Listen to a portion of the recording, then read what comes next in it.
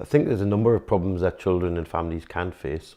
Often families don't know where to start when they're looking at adapting their houses, when they're looking at new houses. So information can be key. Some of the things that I come across in my work is that houses can be overcrowded. There can be issues around space. A lot of the families might need space from one another. Noise can be an issue. Sometimes even where the house is based can be a key factor. I think one of the problems people face is this kind of myth of that people need specialist things. So ordinary housing options are sometimes forgotten because people kind of, where's the autism housing in North Tyneside? Well, actually there's loads of ordinary housing which might work perfectly well. So I think some of the housing problems that people face are the same housing problems that everybody faces. Some real examples when we think about housing are space. So for a child that has to share a room with a sibling, it may mean that the child doesn't sleep at night, or that the other sibling doesn't sleep at night, and this creates all sorts of problems in the household. It might mean that the family live on a busy road, and because of the child's autism and their heightened sensitivity to noise, that the sound of tyres on the road outside or cars on the road outside become like torture for the child, and they behave out of distress. One of the main problems is adaptations to their house, which can range from things to help them physically around the house, or things to do with their sensory needs or challenging behaviours that they display. The Disabled Facilities grant can take a really long time to go through the process of applying for a grant, and then if they don't get the grant, they then need to look for other sources of funding or look to fund the adaptations themselves. I remember talking to a bloke the other day, a while ago, about some housing thing we were thinking about doing, and he was saying, well, housing's a massive problem, Tim. And I was sitting in my car outside here actually, and I could see like 5 or 6 for sale signs and to let signs. So it's, housing is available. It's just whether you choose the ordinary mainstream housing or you try to get this mythical specialist stuff.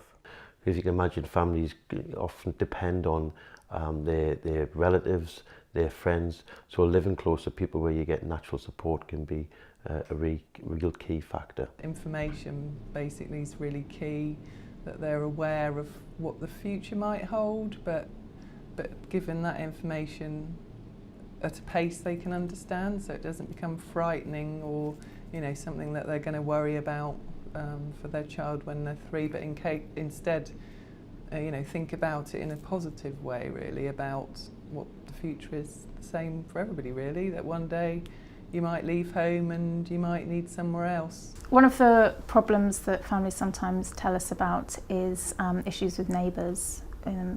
So that might include a neighbour complaining about noise that the child might make, and that might include late at night, all through the night if a child struggles to sleep. For instance, children with autism often have sleep problems, and they might be up and about in the house, running around making noise.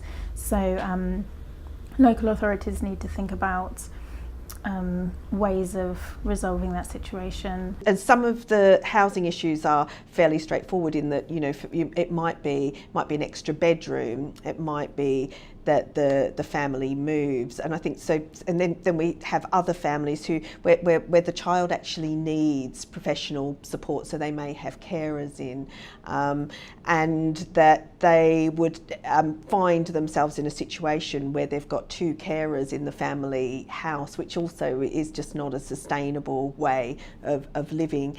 And so to be able to get an extension on the family home so that the child can be cared for both within the family, but also that carers can be outside of the family, can be a good workable solution. What we often do instead is that we end up placing children often miles away from their family homes in very expensive placements, instead of thinking about what are relatively cheap options to help children stay within the family home. And I think that's what I really want you to be thinking about, is how you can think a little bit differently about those things.